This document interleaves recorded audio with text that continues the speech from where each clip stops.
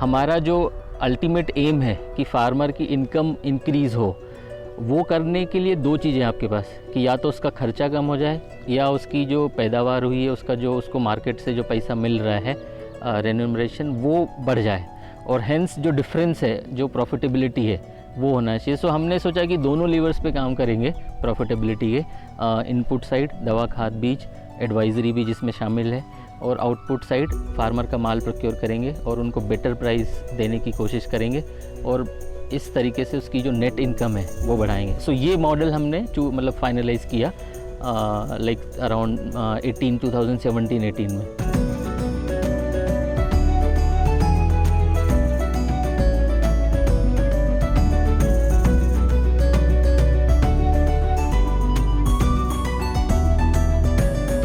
लोगों को वो सुविधाएं चाहिए जो शहरों में ऑलरेडी लोग ले रहे हैं। फूड डिलीवरी, आपका ओला, उबर, ये सब चीज़ें लोगों को मोबाइल स्क्रीन पे और फिंगर टिप्स पे हैं। फार्मर्स के पास ये नहीं था। फार्मर के पास में फार्मर को खेती भी करनी है, उसको जाके दवाइयाँ भी लानी है, उसको दवाइयों का कोई बता भी नहीं रहा है। तो वो जो पूरा का पूरा जो सर्कल था वो इस मॉडल से कंप्लीट हो रहा था। उसको माल बेचने भी खुद ही जाना है, खेती भी खुद ही करनी है, सामान भी, इनपुट्स भी खुद ही को खरीदने हैं, है ना। एंड देन फिर बाकी और फाइनेंस का मैनेजमेंट और वो सारी चीज़ें हैं। तो एक ही आदमी ये सारे काम कर रहे हैं, तो उसको भी वर्ल्ड क्लास की सर्विसेज मिलनी चाहिए ना। किसान को मार्केट में डुप्लीकेट सीड कभी कभार मतलब मिल जाते हैं, जो कि पूरी उसकी साल भर की फसल फिर बर्बाद कर देते हैं। पेस्टिसाइड में भी जो रिटेलर्स वगैरह हैं वो जिसमें उनको मार्जिन ज़्यादा है वो प्रोडक्ट दे देते हैं, जिसकी वजह से उनका फिर पैदावार मारा जाता है। किसी को बिलीफ सिस्टम कैसे आएगा जब मैं यदि फार्मर से बात कर रहा हूँ, मैं यदि उसकी समस्याओं को सही से एड्रेस कर पाता हूँ, सही से समझ पाता हूँ, है ना, तो फिर मैं उसके सॉल्यूशंस की बात कर पाऊँगा, या उसके अराउंड मेरी बात होगी, या उस पर आगे बात हो पाएगी। तो उनको सुनना, है ना, एक बड़ी चीज़ होती है। सबसे शुरू में आप उनको सुनो, एंड फिर जो आप सोल्यूशन उनको दे रहे हो आप देख लो कि ये सोल्यूशन उनके काम का है कि नहीं है। या मान लो कि आप फार्मर के थॉट प्रोसेस से आगे जाके उसको और कुछ सजेस्ट कर पा रहे हो, तो then they will be happy और they will be welcoming with you, मतलब काम करने के लिए आपके साथ में। एंड देन फिर आपका ये जुड़ाव आपका बनता जाएगा।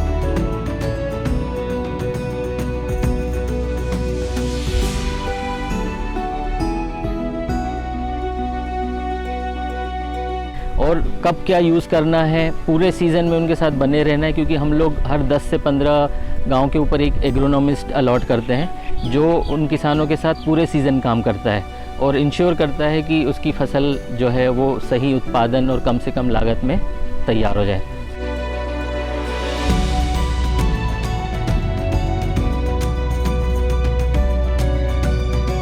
और उसके बाद में फिर जो मंडी में उसकी जो 7-8 महीने की मेहनत है वो करीब 1-1.5 मिनट में ही ख़त्म हो जाती है। वहाँ पे बोली लगती है, फटाफट ऑक्शन होता है, और विदिन मतलब 60-70 सेकंड में उसकी सारी 8 महीने की जो मेहनत है उसका ऐसे ही हिसाब किताब हो जाता है। वहाँ पे कोई टेस्टिंग के लिए कोई टूल या डिवाइस अवेलेबल नहीं है, हाथ से बस उसको थोड़ा सा मतलब गेज करेंगे और बोली लग जाती है, और उसका कोई से नहीं है उसमें।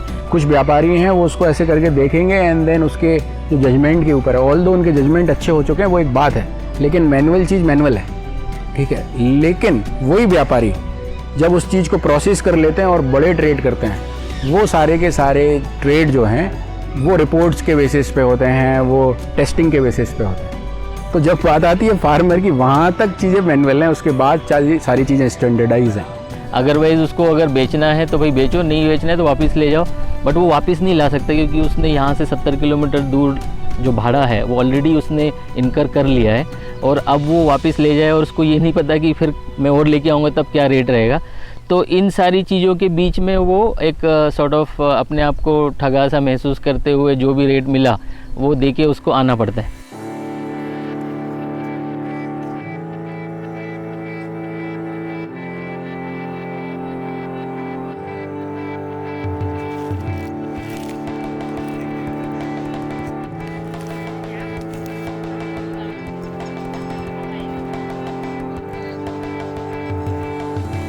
यहाँ गर्मी नहीं लगती आप लोगों को? फिर लगते हैं नहीं गर्मी, फिर क्या करते हो?